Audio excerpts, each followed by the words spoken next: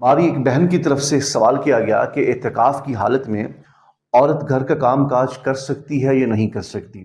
مثال کے طور پر آٹا گوندنا، کپڑے سلائی کرنا، بچوں کو پڑھانا اور بھی دیگر جو ضروری گھر کے کام کاج ہوتے ہیں، کیا عورت کر سکتی ہے یا نہیں کر سکتی؟ کیونکہ گھر کا سارا کام عورتوں کے ذمہ ہوتا ہے، بچوں کو سنبھالنا، گھر کی صفائی کرنا، کپڑے سینا، آٹا گوندنا، جھاڑو کرنا اور گھر کی ساری صفائی، گھر کا کھانا بنانا، سارا کچھ جو ہوتا ہے وہ مردوں کی بنسبت عورتیں زیادہ ہی گھر کا کام کرتی ہیں۔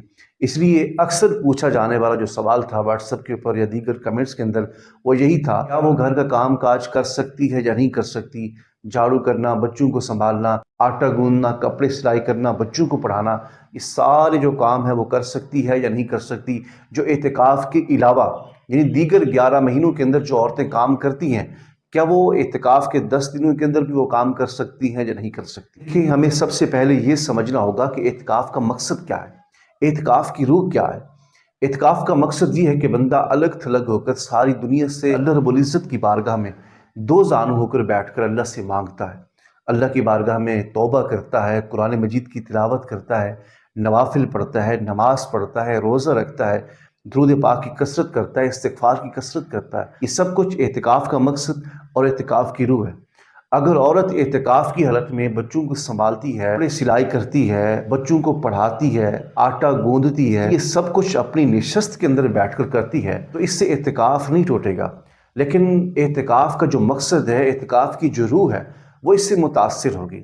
یعنی جس مقصد کے لیے آپ اعتکاف بیٹھے ہیں کہ اللہ کی رضا کی خاطر ہم بیٹھے ہیں، 10 دنوں کے اندر ہم نے قرآن مجید کی تلاوت بھی کرنی ہے، استغفار بھی کرنا ہے، درود پاک بھی پڑھنا ہے، نوافل بھی ادا کرنے ہیں، لیکن جب آپ ان 10 دنوں کے اندر بھی وہی معمولات کے مطابق جو بقیہ 11 مہینے کے اندر تھے، یعنی بچوں کو سنبھالنا، آٹا گوندنا، کپڑے سلائی کرنا اور بچوں کو ٹیوشن پڑھانا، تو پھر کوئی فائدہ نہیں ہے کہ آپ اعتکاف کے اندر بیٹھیں۔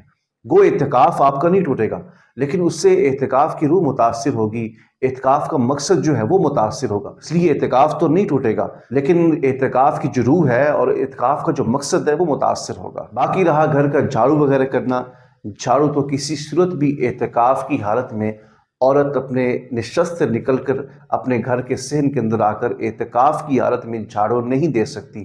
باقی اسی نشست میں بیٹھ کر بچوں کو پڑھا بھی سکتی ہے، سبزی کاٹ بھی سکتی ہے، کپڑے سلائی بھی کر سکتی ہے، آٹا بھی گوندھ سکتی ہے، لیکن اپنی نشست سے نکل کر گھر کا کوئی کام نہیں کر سکتی۔ یاد رکھیے، اعتکاف جو ہے یہ اعزاز کی بات ہے، اس لیے اعتکاف کو ضائع مت کریں اور اس کی روح اور اس کے مقاصد کو متاثر نہ کریں۔ جو اعتکاف بیٹھتا ہے، اللہ کریم اس کو 2 حج مقبول اور 2 عمرے مقبول کا ثواب عطا فرماتا ہے۔ دوسری بات یہ ہے کہ جو شخص اعتکاف کے اندر بیٹھتا ہے تو اللہ کریم اس کو لیلۃ القدر ثواب بھی عطا فرماتا ہے۔ لیلۃ القدر کیا ہے؟ خیر من الف شہر، 1000 مہینوں کی عبادت سے بھی افضل اس کو ثواب حاصل ہو جاتا ہے۔ اعتکاف بیٹھیں تو پھر اللہ کی رضا کی خاطر سب کو چھوڑ کر اعتکاف بیٹھ کر اس کا مقصد اور اس کی روح حاصل کریں۔ اللہ کریم ہمیں عمل کی توفیق عطا فرمائے، آمین۔